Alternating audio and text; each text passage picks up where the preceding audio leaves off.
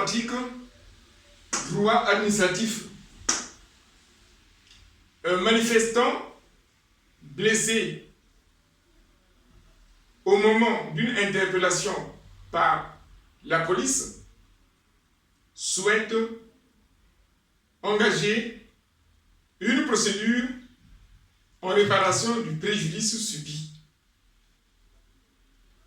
Devant quelle juridiction la victime peut-elle soumettre sa cause? Ici, nous sommes en droit administratif et nous sommes à cheval entre les activités de police administrative et la police judiciaire. Pour traiter ce cas, il faut d'abord trouver le problème de droit. Ici, les faits sont clairs. Nous sommes en présence d'une manifestation publique autorisée et un manifestant qui souhaitait quitter la manifestation a été blessé par un officier de police lors de son interpellation.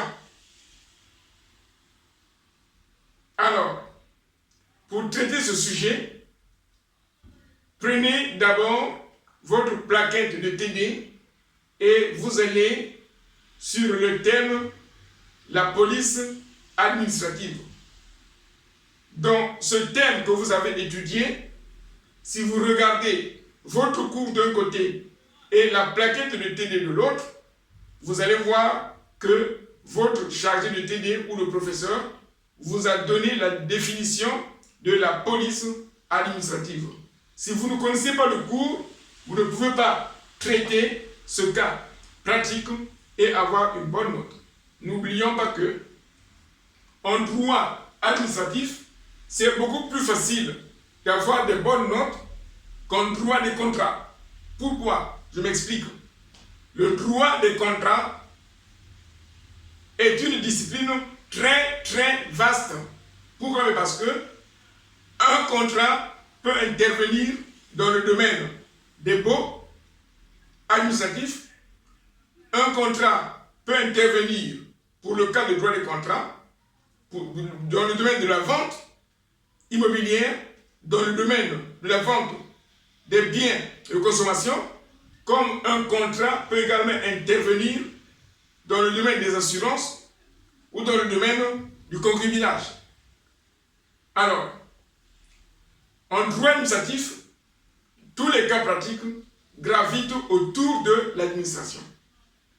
Le droit administratif, contrairement au droit civil ou droit des contrats, le droit administratif est un droit essentiellement jurisprudentiel.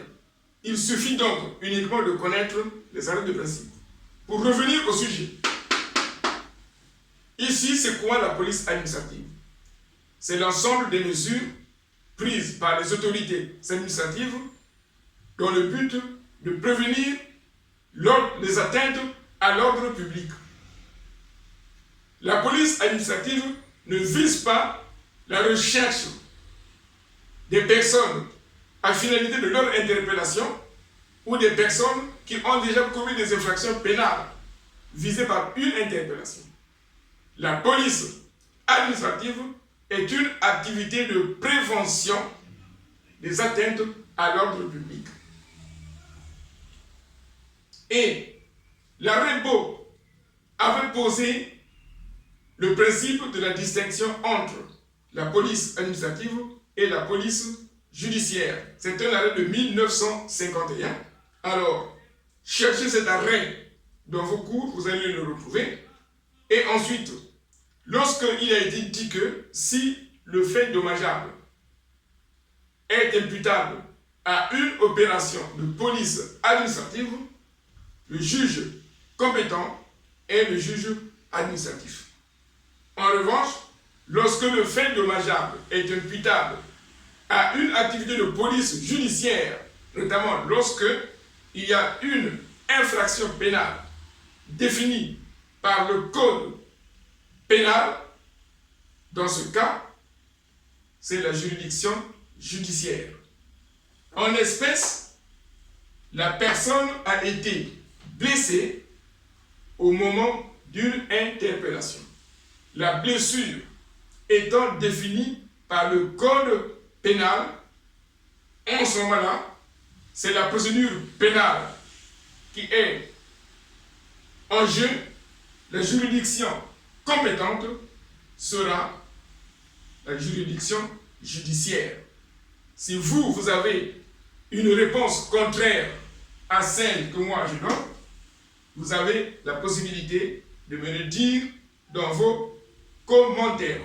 Et si vous avez besoin d'une orientation pédagogique dans la préparation de vos travaux dirigés ou éventuellement le traitement d'un devoir dont l'issue vous échappe, vous avez la possibilité également de m'envoyer un message et demander un rendez-vous pour 1h30 offert sans engagement et qui se fait chaque samedi.